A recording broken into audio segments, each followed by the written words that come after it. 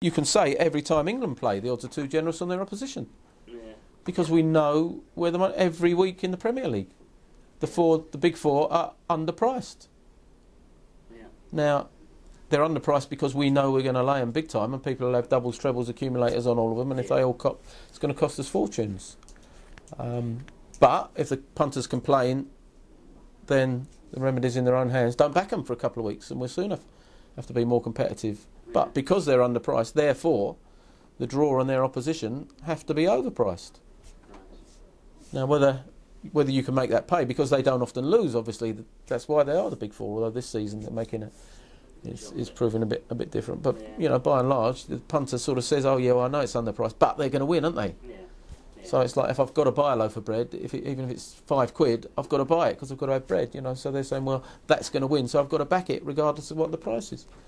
Now, you know, that's one of the things you probably identify, and I would, as if I was advising a tip shop, say, whatever you do, don't back Chelsea, Arsenal, Liverpool, Manchester United. Go and look somewhere else. Yeah. If you have to go in another division.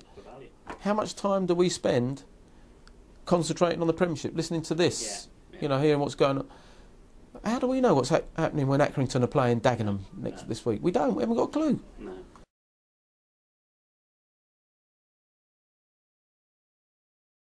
The environment of the betting shop will always have its place, because what it does offer, as well as the facility to have a bet on the high street whilst you're out doing something else, is the social environment of like-minded people to stand and chat to. However, of course, we have to accept that now you have a whole new generation of wannabe or would-be punters growing up, that have grown up with the internet, have grown up with computers, which a lot of the already established punters who came into it via the betting shops didn't do and have no interest in. So, you know, the betting shops are going to flourish at the very least until those people are replaced by what you might term natural wastage. And I speak as somebody from that generation as well. So, all right, in 20 years' time, you may not have those sort of punters still in the betting shops, but I think they will have been replaced by other people who want to go into the environment that the betting shop represents. Then it will change, as it's changed over the last 20 years.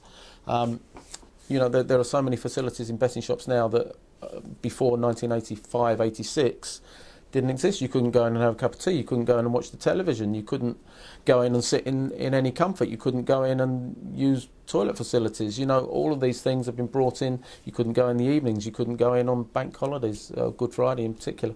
So it's like any other. It's a competitive industry, and to stay competitive, and I'm not necessarily talking about competitive with other bookmakers, but with the other things on the high street, you have to offer people the facilities that appeal to them, or they won't come in. And you've got now just under 10,000 betting shops, and I would like to think that they will still be around for a good time to come.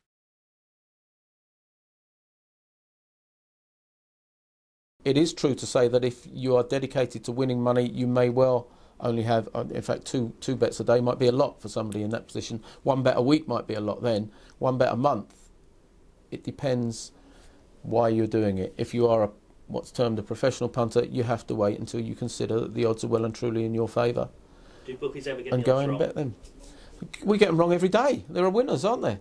We have to pay out to people, clearly. Okay, We're not really interested in it. Our business is mathematical. We don't care whether you win or you win, as long as not everybody wins. You know, the day we really got it wrong was Frankie Dettori Day all those years ago, when virtually everybody won.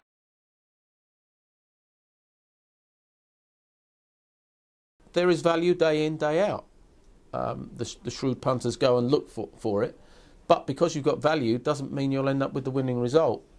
And you can have your value and back your winner and take the money off of us, and we'll be delighted, because everybody else has backed Liverpool.